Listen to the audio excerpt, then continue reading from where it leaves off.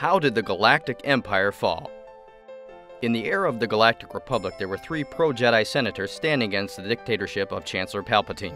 One of the senators, Padme Amidala, from the planet of Naboo, died after giving birth to twin brothers and sisters on the coronation day of Emperor Palpatine. Bail Organa and Mon Mothma were left behind to maintain their status as senators in the Galactic Empire. The two organized the Rebel Alliance in order to try and restore the Republic. The trilogy of the Star Wars classic shows the military actions of the Rebel Alliance and how the Galactic Empire ultimately fell.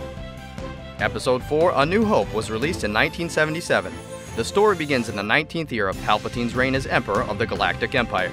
The Empire has secretly completed the construction of the Death Star, a self-sustained weapon platform the size of a moon that is equipped with a laser cannon and light-speed traveling apparatus, all of which is under the supervision of Grand Moff Wilhuff Tarkin. Through the remarkable efforts of Princess Leia Organa, the adopted daughter of Bail Organa, and also the biological twin daughter of deceased Padme, the Rebel Alliance secures the internal blueprint of the Death Star. However, in retaliation to Princess Leia, Bail Organa and the planet of Alderaan become mere space dust after being blown up by the laser cannon of the Death Star. Meanwhile, the Imperial Army, while in pursuit of Princess Leia, manages to find the headquarters of the Rebel Alliance hiding on the 4th moon of the planet Yavin. Just when the Death Star was about to destroy the entire Rebel Alliance, Luke Skywalker, the twin son of Padme, destroys the main reactor of the Death Star with a set of photon torpedoes shot inside an exhaust pipe only the width of 2 meters using only the Force. The Galactic Empire suffers a huge blow at the Battle of Yavin after losing the Death Star and Grand Moff, the second in command of the Empire. Episode 5, The Empire Strikes Back, was released in 1980. This story focuses on the mop-up operation of the Alliance by Darth Vader.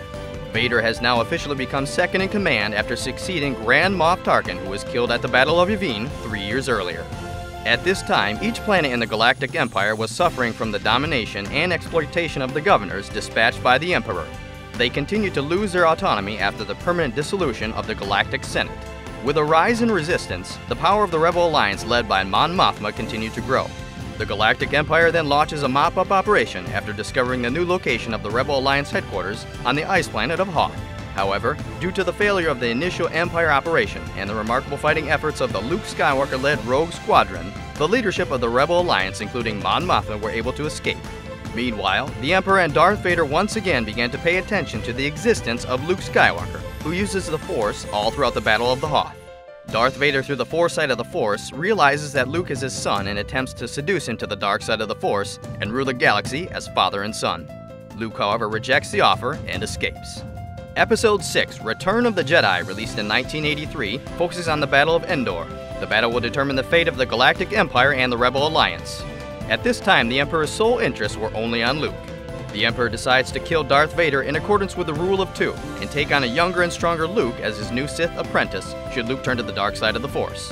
The Emperor then begins to make a scheme to accomplish just that. Before long, the Rebel Alliance receive information about the construction of a second Death Star that orbits around the forest moon of Endor. The Rebel Alliance adopts a final resolution after determining that there will be no hope for the Alliance if the construction of the second Death Star is complete. When the main fleet was heading towards the Death Star, Luke and Han Solo led a special unit and ordered the unit to blow up the shield base on Endor that protected the Death Star. However, all this was an elaborate trap dug out by the Emperor himself. The Death Squadron, the Empire's most elite troops, seized the rear end of the Resistance Army. After that, the Death Star, which was previously thought to be inoperable, starts a laser attack and the Resistance fleet gets nearly annihilated. However, Darth Vader, who still has some light side of the Force in him, with the help of Luke, turns on the Emperor and kills him while losing his own life. In the blink of a moment, the Imperial Army loses its commander-in-chief. The Death Star is then neutralized after the special rebel units break its protective shield. After that, the war situation suddenly gets more twisted when the Resistance fleet destroys the Superstar Destroyer. With the death of the Emperor, his apprentice Darth Vader, and the key commanders of the Imperial Army, the Star Wars classic trilogy comes to an end with a collapse of the Galactic Empire. It's easier to understand the Star Wars prequel trilogy by watching the video How Did a Sith Become the Emperor? Thanks for watching. Click here to subscribe.